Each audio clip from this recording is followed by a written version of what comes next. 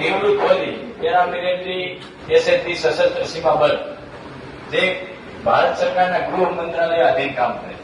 તમે બધા એસએસસી જીટીની તૈયારી કરો, પણ તમને નોલેજ હોવું જોઈએ કે ભાઈ કયા ડિપાર્ટમેન્ટમાં જવાથી શું ફાયદો મળે, શું ફેસિલિટી મળે, કયો ડિપાર્ટમેન્ટ શું કામ કરે.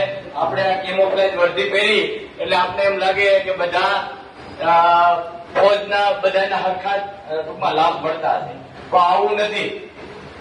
સરકારની પોલિસી કંઈક અલગ બોલે છે કે ભારતની સીમાઓ પર 24 કલાક જે ડ્યુટી દેવાવાળા બીએસએફ, એસએસબી, આઈટીબીપી, આંતરિક સુરક્ષા માટે સીઆરપી, સીઆઈએસએફ, જે આપણા મેનપેન, એરપોર્ટ, સચિવાલય, બરાબર, એનએસજી કમાન્ડો, આ બધાને અંદર ગૃહ મંત્રાલયને અંદર અધીન એનએસજી જે કમાન્ડો છે એ પણ પેરામિલિટરીની અંદર આવે.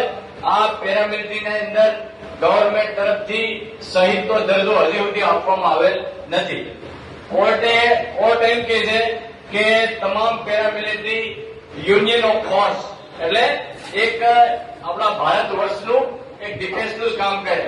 એટલે પેરામિલિટરી અને મિલિટરીની અંદર જે તફાવત છે બેની અંદર કે ભાઈ એક બોર્ડર ઉપર શહીદ થાય, આર્મીનો, નેવી કે એરફોર્સના કોઈ પણ જવાન, તો એને શહીદીનો દરજ્જો મળે અને શહીદીના દરજ્જા પછી સરકાર તરફથી ઘણા લાભો મળે.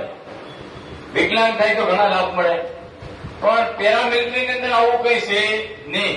ઘણી લડાઈ લડી અમારા સંગઠને અને એક કરોડ રૂપિયા માટે 1 કરોડ રૂપિયા આપે છે. એના પછી આપણે કોઈ પેટ્રોલ પંપ, ગેસ એજન્સી, કોઈ સિવિલમાં નોકરી માટે એ લોકો શહીદનો દરજ્જો આપણે આપતા નથી.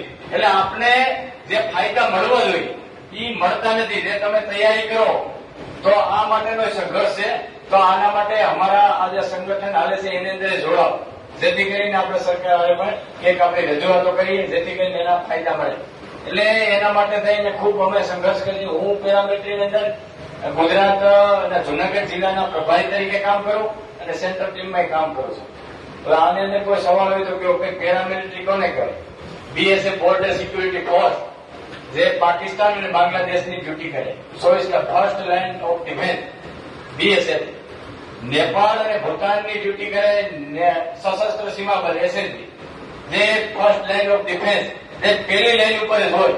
પેલી ગોળી પેલા પેરામિલિટરીના જવાનને જ લાગે, પછી લડાઈ ઘોષિત તો થતી નથી, બહુ લાંબો ટાઈમ લાગે, પણ શહીદ થઈ ગયા પછી શહીદનો દરજ્જો મળતો નથી. બરાબર. તો હવે આંતરિક સુરક્ષા માટે સીઆરપીએફ ગમે ત્યાં જંગલ હોય, આતંકવાદી ક્યાંય એવું કોઈ પણ એવી ટૂંકમાં કઠિનથી કઠિન જગ્યાઓ પર, પછી બોર્ડર ઉપર જ્યાં માઇનસ તાપમાન હોય કે એકદમ ટૂંકમાં ફૂલ તાપમાન હોય, જેમ કે રાજસ્થાનની ગરમી હોય કે પછી કાશ્મીરની શરદી હોય, ત્યાં બધે કામ કરીએ છીએ. પણ આને કઈ પ્રકારનો પછી આપણે સેન્ટરમાં નોકરી કરીએ તો આર્મીની અંદર જેમ સૈનિક બોર્ડ હોય તો એમાં આપણા કોઈ બોર્ડ પેરામિલિટરી માટેના હજી સુધી કોઈ બોર્ડ બનેલા નથી.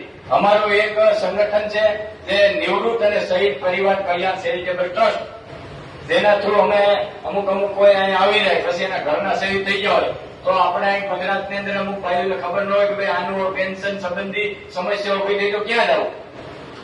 આ બધા માટેનું અમારું એક સંગઠન કામ કરે છે, જેની અમારી ઓફિસ છે અમદાવાદ, ગાંધીનગરની અંદર, મોટા સિલોડાની અંદર. અમારા પ્રમુખ છે દીપેશભાઈ પટેલ, ત્યાં જ રહે છે. ગુજરાત પ્રદેશ પ્રમુખ છે કનુભાઈ વાઘેલા, જે રાજકોટ રહે છે. અને આપણે જૂના પોરબંદરના તમારા છે એક હીરાભાઈ ગોળ, એ આપણે પોરબંદર જિલ્લા પેરામિલિટરી સંગઠનના પ્રમુખ છે. અને હું જુનાગઢ જિલ્લા પ્રભારી તરીકે કામ કરું. આપણા સમાજના જો એટલા ક્લાસ હાલતા હોય તો તમને થોડીક માહિતી આપવી એ અમારી ફરજ આવે. એટલે તમને પેરામિલિટરી અને મિલિટરી આ બે વિશેનો તફાવત સમજે. અને આ તમે સર્વિસ કરો આ ખબર હોવી જરૂરી છે. બરાબર. તમે અહીંથી દૂર હોયા જાઓ પછી ઘરનાઓને ખબર હોવી જોઈએ કે મારો છોકરાને કઈ તકલીફ થાય, કાગળ બાબતની આ તે પેન્શન, ઘણા પેન્શન બંધ છે. વેરાવળ અત્યારે એક આપણા સમાજના પેન્શન બંધ છે, એના ઘરના ગુજરી જાય, ઘરમાંથી પેન્શન બંધ થઈ ગયું, 3 મહિના થઈ ગયા. બરાબર. તો એનું શું કરવું, એના નિવારણ અહીંયા આપણે રાશન કાર્ડ ન કઢાવી શકતા હોય તો આ બધી તો ટૂંકમાં સેન્ટ્રલની છે, એની ઓફિસો દિલ્હી છે ફોર્સેટ પર. બરાબર. એટલે આ બધું કામ માટે એટલે હું એમ કહેવા માંગુ છું કે જે ફર્સ્ટ લાઇન ડિફેન્સ અને મિલિટરી અને પેરામિલિટરી માટેનો જે તફાવત છે એ ખતમ થવો જોઈએ કે ન થવો જોઈએ? હાથ ઊંચા કરો. થવો જોઈએ કે નહીં? થવું જોઈએ. સેમ ડ્યુટી હોય તો સેમ વેતન ને સેમ ફેસિલિટી મળવી જોઈએ કે ન મળવી જોઈએ? બધા હાથ ઊંચા કરો. બરાબર? આમાં બધા સહમત છો? એસએસસી જીડી ની અંદર કમ્પ્લેટલી સફળતા મળ્યા પછી તમે અમારા સંગઠન ની અંદર જોડાઈ જાઓ. યસ. બરાબર. એટલું ધન્યવાદ. Thank you. આભાર.